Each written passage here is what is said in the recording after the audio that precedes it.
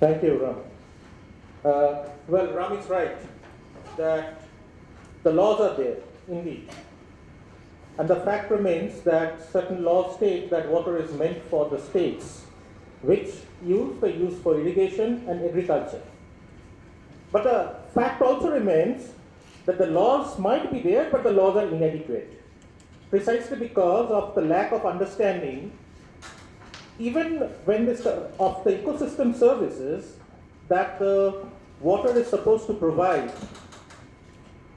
And this understanding was inadequate not only in the domain of European engineering, which essentially the Britishers brought here in India way back from the 18th and the 19th centuries, but even today what we have imbibed from them. As far as water is concerned, Ram mentioned one very interesting thing, that water is for land, water is for agriculture, and these are supposed to be the subjects of the state. What Ram didn't mention at this point in time is that water is also for the ecosystem, and that is not the subject of the state, but the subject of all. Conflict essentially emerges from this particular point, which Professor Bandyopadhyay and even subsequent speakers, Professor Chopra also mentioned while chairing her session, that the entire contention essentially arises precisely because we don't have an ecosystems approach to water management.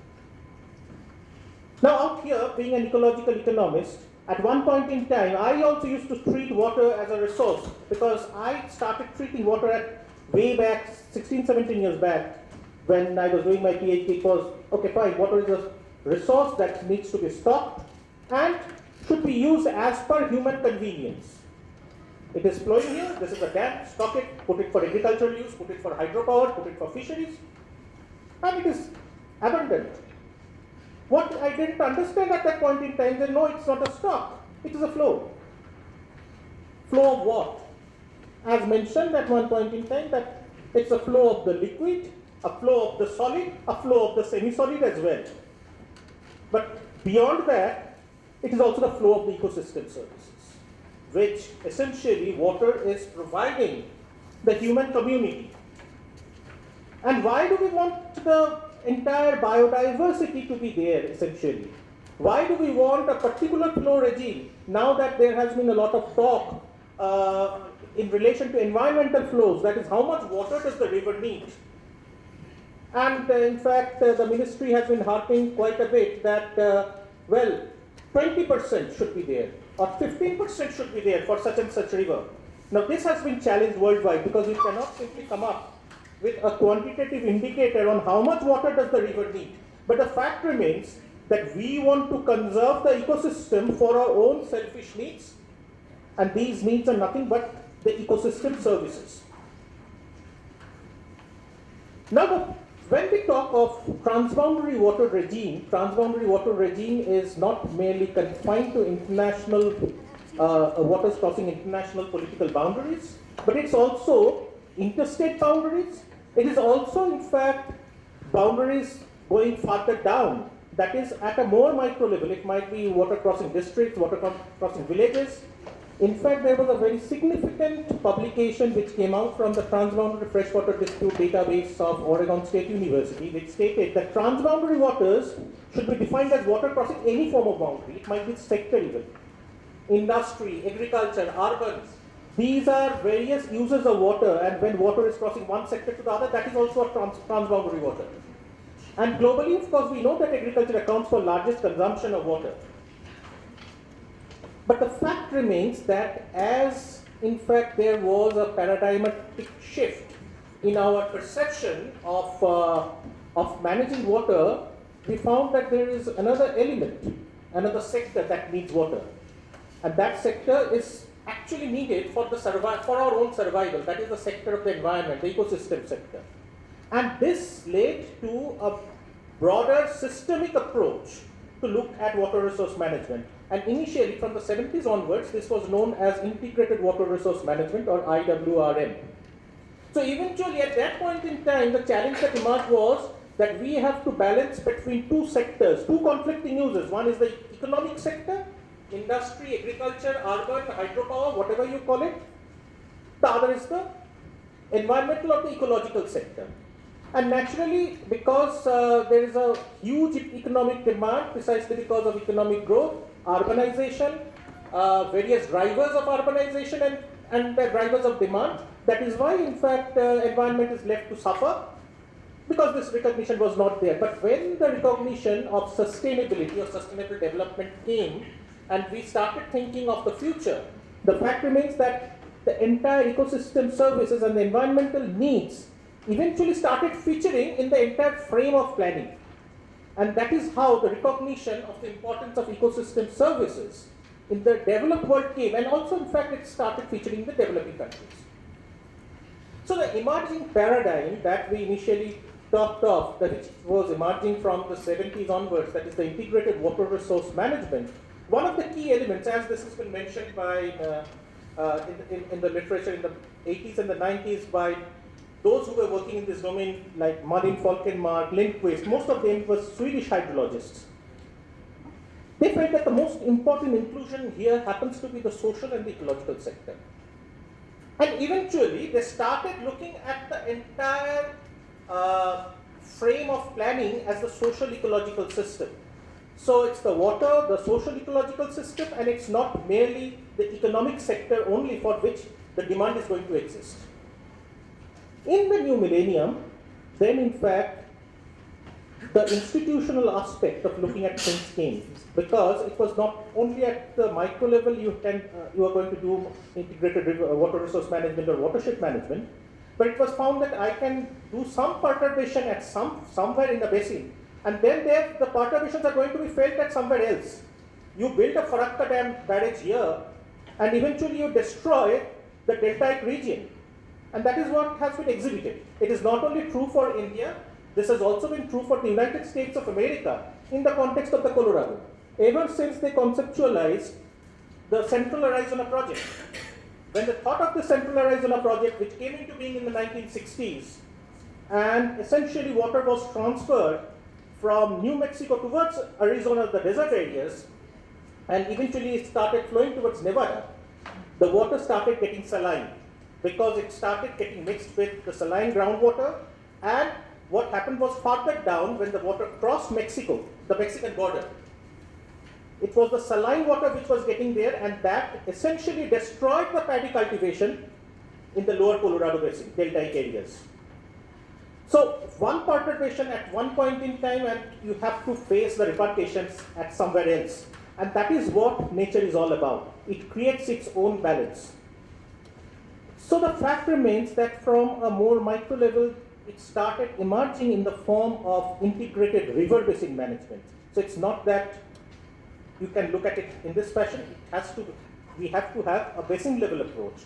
And this became more prominent, more so because it was found that transboundary water conflicts, which might be related to merely either the conflicts between the economic sectors, conflicts between the economic and the ecosystemic use, they were emerging in the developed as well as the developing world.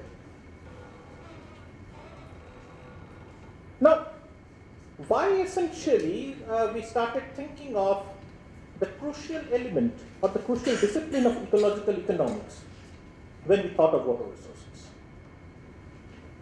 Essentially, if we have a broader social ecological system, and you have the human system, which has its, Professor Chopra was mentioning about the economic drivers and the political economic forces that essentially play, in fact, when we try to translate certain actions to governance, from ecosystem to governance. So the human system, one needs to understand these forces and how they work. So essentially it's the human system which creates certain forces. The forces are essentially economic in nature. We are thinking of development, we are thinking of urbanization, we are thinking of our own consumption, production patterns, and these actions or interventions at micro levels to macro levels to meso levels to macro levels to, suppose, say, at global levels, often actually impede or eat on the existing ecosystem. We do logging, we do fishing, we do our entire consumption pattern, everything, it's on the ecosystem. Now the ecosystem by itself, automatically, through its natural functioning, provides us with ecosystem services. And as per the Millennium Ecosystem Assessment, in fact, Professor Chopra and Professor Bandyopadhyay were leading members of that forum, and that essentially classified ecosystem services and provided a better understanding of ecosystem services into four. These four ecosystem services were essentially the provisioning services, the regulating services, then the cultural services, and the supporting services. The provisioning services are more in the form of food, fodder, fishery, medicinal plants, water by itself. Regulating services are flood control, carbon sequestration, storm control, pollution control. Then you have cultural services in the form of tourism, religion, and all these things. And apart from that, there is an umbrella form of services which supports all the other three services, which they call the supporting services. The supporting services of the ecosystem emerge in the form of soil formation, primary production. So, eventually these ecosystem services are also provided on the human system. So when we essentially eat on the ecosystem or impede on the working of the ecosystem functioning, structure and the function somehow can get disbalanced, and we might impede on the long-term ecosystem service flow in the process. And there are examples at galore which we will come to later on. Now this is a framework which in fact generated in the in a broader thinking in the context of integrated river basin management, and of course it rests on three pillars: the economic, social and environmental pillar. We talk of economic efficiency, distributional equity, and of course sustainability. Now if we think of how essentially one has to work around this, the most important aspect in IRBM happens to be developing the right form of institutional framework, which is going to take a more integrated approach to river basin management. So, you need an enabling environment, you need community participation, you need long-term basin planning. Most important, which Professor Bandyopadhyay mentioned, a very strong and interdisciplinary knowledge base, which somehow is the missing link. As far as India, not only the Himalayan rivers, but even the Deccan rivers are concerned, because even the awards, the 2007 award of the Kaveri Water Tribunal was essentially an ad hoc award based on pure arithmetic hydrology and not eco-hydrology. Integrated policy and decision making, considering all the scales, investments wise, government, civil society, you need a strong monitoring system, and of course management processes. Now let me just, since the time given is 20 minutes, I'll just briefly go through two cases where we have essentially failed in the context of IRBM and how essentially reductionist engineering and arithmetic hydrology has promoted to these conflicts. One is, of course, the game with the Farakka, which Professor Bandyopadhyay was alluding in his lecture. Now, water conflict, in cases of these forms of rivers, especially the Ganges or the Colorado, is a two-level conflict. At one level, every government has to work with, suppose say at an international level, it's the India-Bangladesh kind of an issue. In fact, Farakka was constructed in 1975. It was conceived of way back in the late 50s. Even during that time, East Pakistan, that's what Bangladesh was known as, Pakistan government actually opposed this entire plan.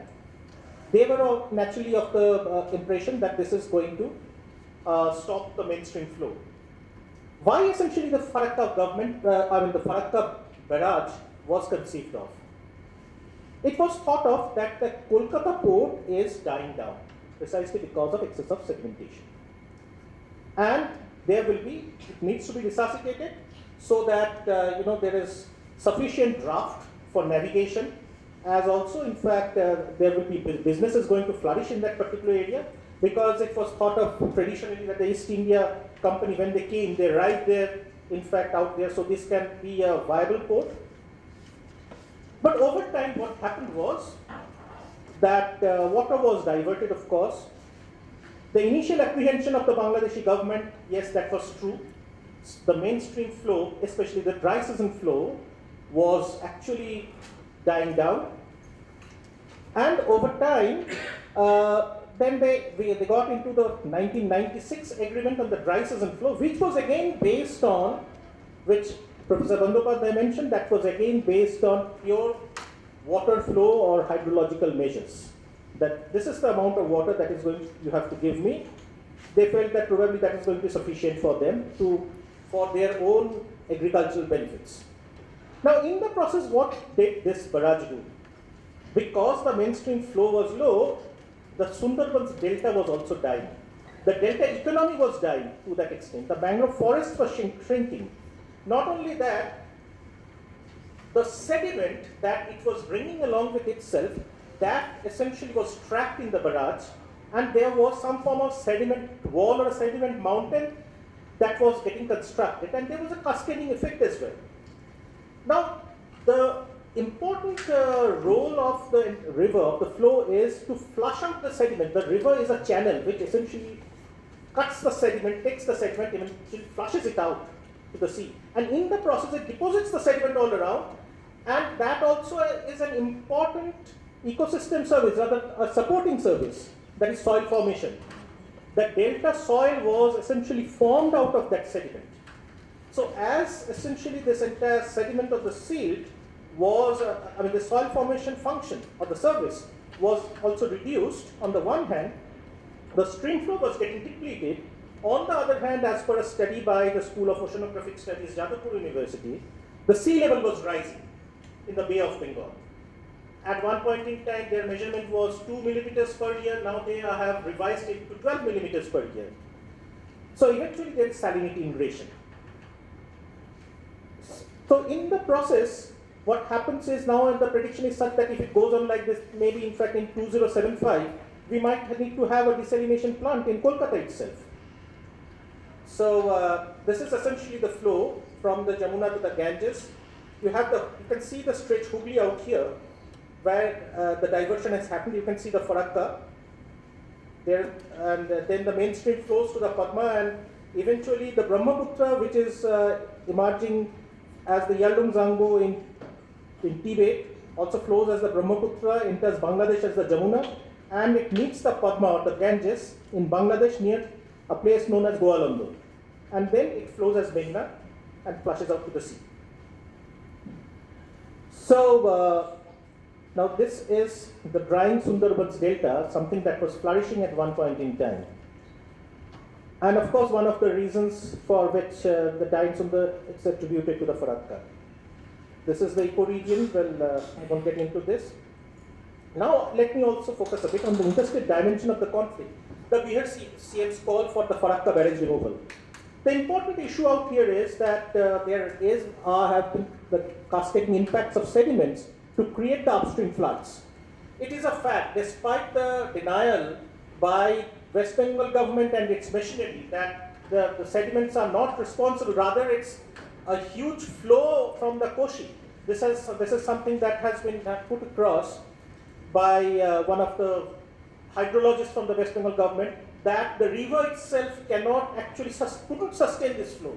I mean, it's an unusual, ludicrous, unscientific statement that the river cannot sustain this amount of flow. That is why the flood has happened. No, it's not a fact. The flood has happened precisely because of the sediment. And precisely because it's hitting the sediment, then there has been the backwater flow. On the other hand, just when the Central Water Commission essentially asked the barrage to be, the floodgates to be opened, within 1 hour there was flooding, in fact, in the adjoining district of Malda.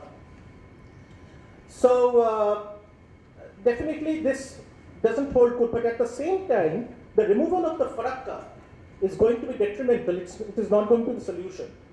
One good thing that has happened is, though it has failed to resuscitate the Kolkata port, but it has essentially provided water to the city of Kolkata, as well as the large part of the non-tidal West Bengal. So the problem essentially still lies with non-existing integrated river basin management and consequent institutional structures. All we need out here is, of course, a river basin organization and not the central government or the state governments offering their solutions. And this needs to be a specialized organization. In fact, the same thing, I'll just take 2-3 more minutes to wrap up. To wrap 1 minute is too short. Give me 2 minutes. So, because these are two very different natures of conflicts. The Coveri discourse, of course, I'm not going to get into the history of it. But the fact is that this has a completely different origin. Here, it's not the ecosystem or the IRBM kind of an issue.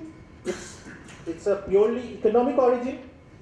The fact remains that fine, there was a pure arithmetic hydrology where you simply reserve 10 TMC for environmental production, which is purely an ad hoc measure. Nobody knows from where this 10 TMC came for environmental production, or 4 TMC as inevitable escapages to the sea.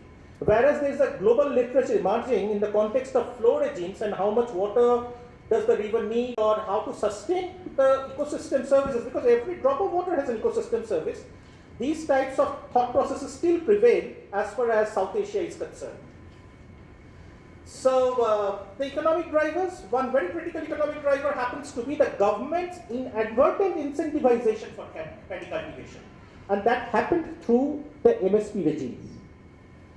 Ever since the minimum support price regime came from the late 70s, the price of paddy was increased at a much, much faster rate than that of another crop that was prevailing in that particular region, that is ragi. Ragi consumes 1/20th, that is 5% of the water of the amount consumed by paddy. Eventually, between 81 and 1999, in fact, this is something that we found out in it's a published work in the journal Water Policy. The acreage for paddy increased by 25%. More so because Karnataka essentially found that we have not developed our water so far. Even prior to independence, it was essentially the Bangalore, princely state of Bangalore, whereas Madras Presidency, which was under the British government, they developed their irrigation, which is the downstream state. So whatever, the terms of trade essentially moved from ragi to paddy. On the other hand, in the public distribution system, this is something that we found out from our field research, also found that there has been a report in the down to earth that the public distribution system has been selling rice at a much lower price than any other staple crop.